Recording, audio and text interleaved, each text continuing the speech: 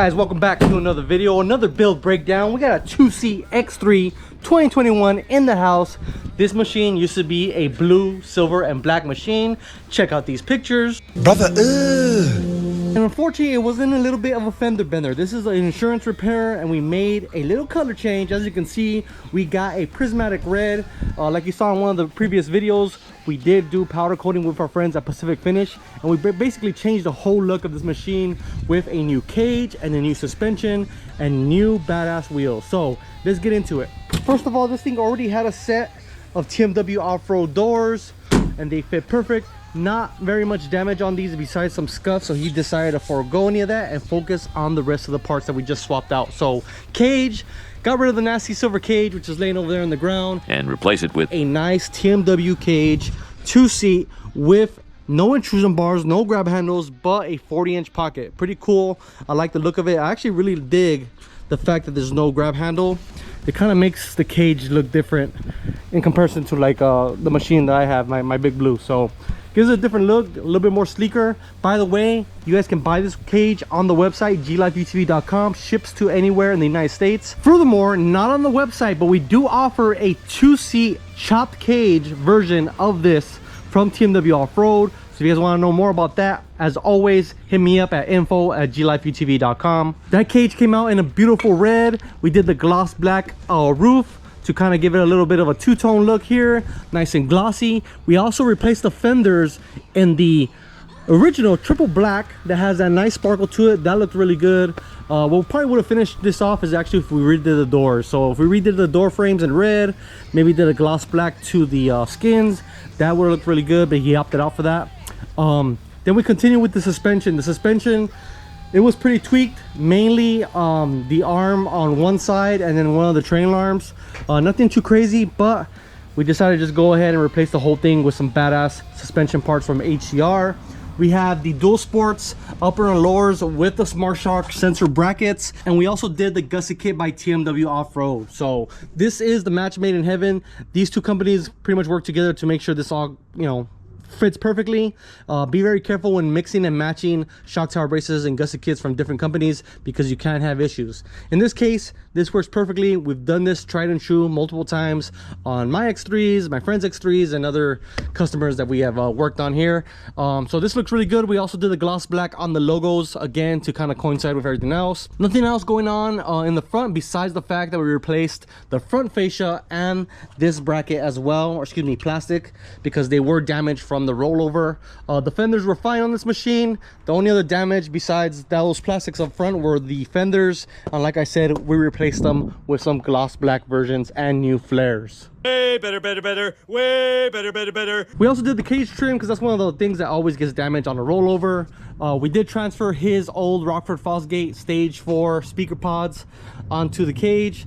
We also did the shock reservoirs bolted on here because of the TMW plate that's on here. You kind of have to put the speakers down lower, and it doesn't even give you room for a traditional setup with the reservoirs this way. Plus, these were actually damaged. The reservoir hoses were damaged, and we had MTS Off-Road replace the hoses for us, so that looks perfect.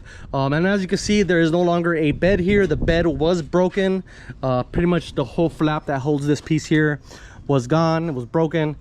So we decided to do a bed delete, and this bed delete is done by Black Market UTV. We're gonna reach out to these guys and see if they can give us a dealer option so we can add these to the website. This is a really simple and easy way to mount the fenders, do a bed delete without having a whole bunch of other bracketry. So just another option for you guys. It's really cheap. It's about 160 bucks, and I really like that. At the back, we had already done radius rods a long time ago, but I did do this plate in a matching red.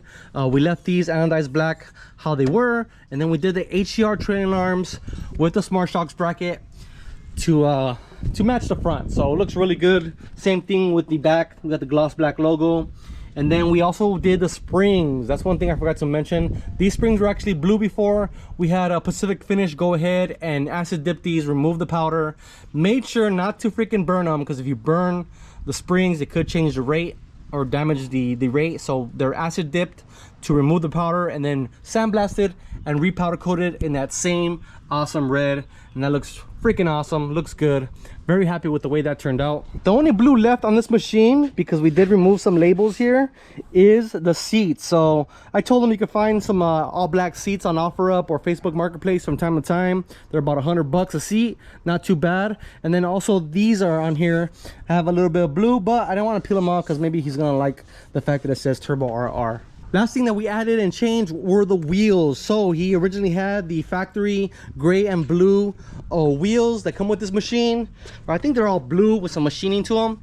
We decided to do BFG Mud Terrains, KM3s, still my favorite tire to this day. Paired with the tires are these Metal Effects Hitman wheels that I absolutely love.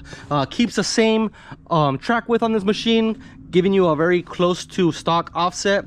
And then we did some powder coating to the B-lock ring and the center ring to get everything to tie together really nicely. So like I said, there's only a few things missing on this machine to make it, I would say, complete. And some of those things will be like maybe some mirrors, maybe a nicer exhaust, and maybe some charge tubes and blow off valve in a red. That would look really sick.